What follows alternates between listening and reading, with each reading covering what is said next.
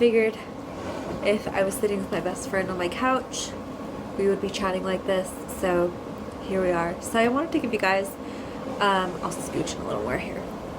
I wanted to give you guys a bit of a picture of what it's looked like the past few days on my bipolar journey. So I was diagnosed a year, almost and a half ago, and wow, I was thinking about it. It's Memorial Day. Last year, this time, I was having seizures every day for about an hour, and at the hospital multiple times a week for either testing or in the ER, and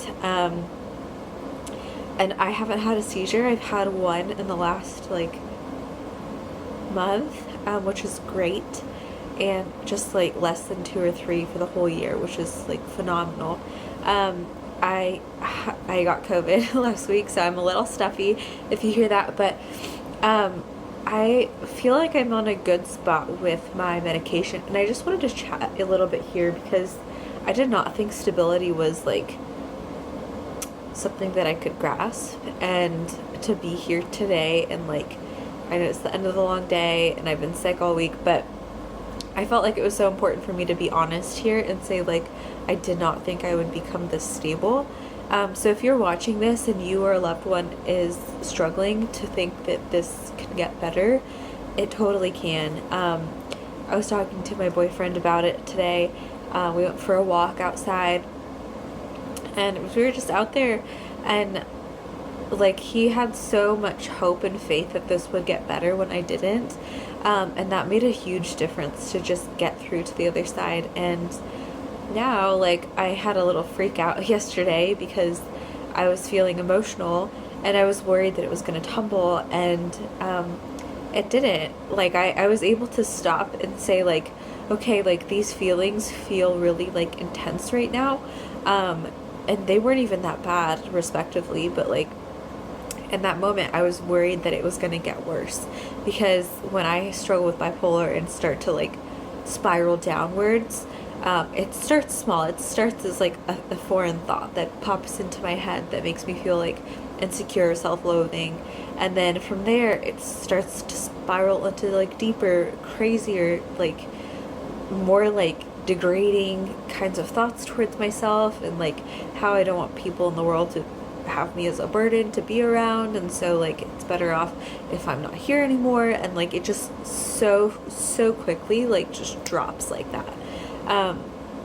So anyway, I was starting to feel I had one of those light thoughts, as I'll call it, pop into my head, and I started to cry because I was afraid that it was going to become worse.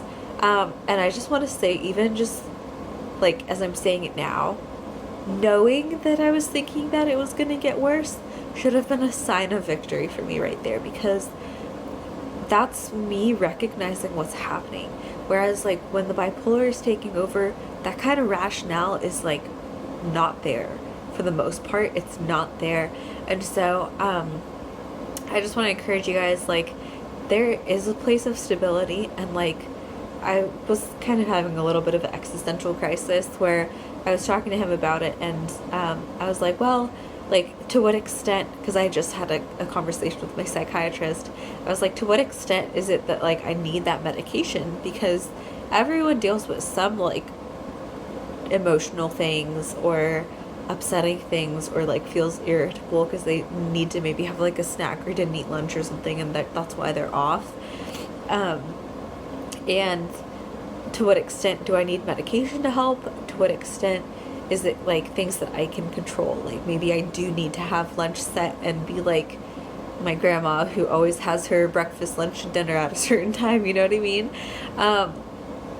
But yeah, I just wanted to share that because I'm definitely still on the road to recovery. I'm at a place finally after a year and almost a half which honestly is so fast compared to other people that have walked this road. So if you're there and you're past a year and a half and you don't feel like you're stable yet, it's okay. It's okay. You will get there if you keep going and you keep on keeping on.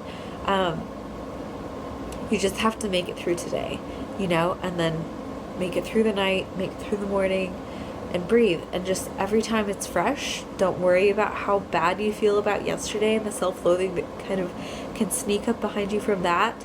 And there, as long as you're like keeping your appointments, and make sure you talk to your psychologist and psychiatrist and doctor, and talk to some close friends, talk to family members, anyone who can really be there to support you and like lift you up in this time or sit with you in it, so that just as long as they're not dragging you down, because that's when you start having issues.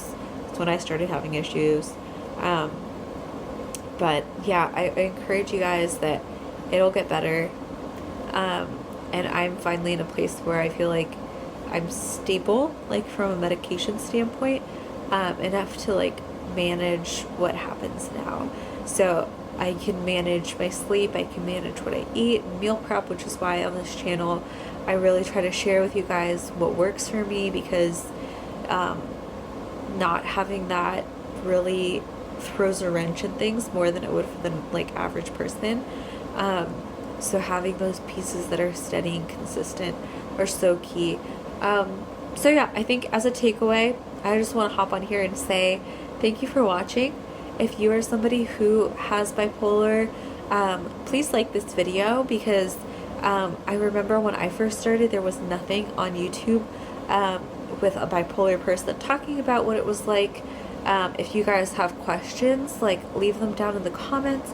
I'd love to help address them. There's so many things. It's such a multifaceted, life-consuming thing. And it's life-consuming not in that like it always is like the only thing that matters in your life, but in that it touches on so many pieces of your life that like you're learning as much, like so much on the fly.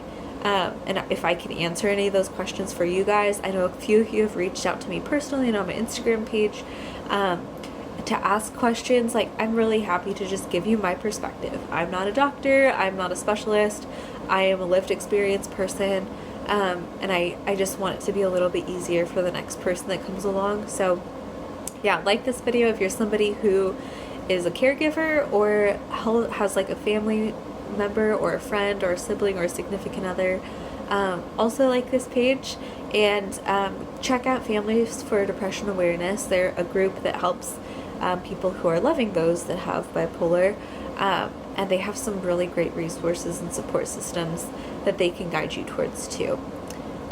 Yeah, I guess that's all that I have for tonight. Thanks for joining me on the couch to chat about what stability and finding stability starts out as, and knowing that even in this season I'm afraid still, like I still have fear that like of my emotions, and I'm gonna have to work through that. And like gosh, like to be honest, I'm not trying to be fake at all, like to be honest, it terrifies me to know that like now I'm at a place where like emotion, I feel like I don't trust it still, because it has like made me feel things and say things and do things that I normally would not have while having bipolar and becoming stable on like a good medication regimen.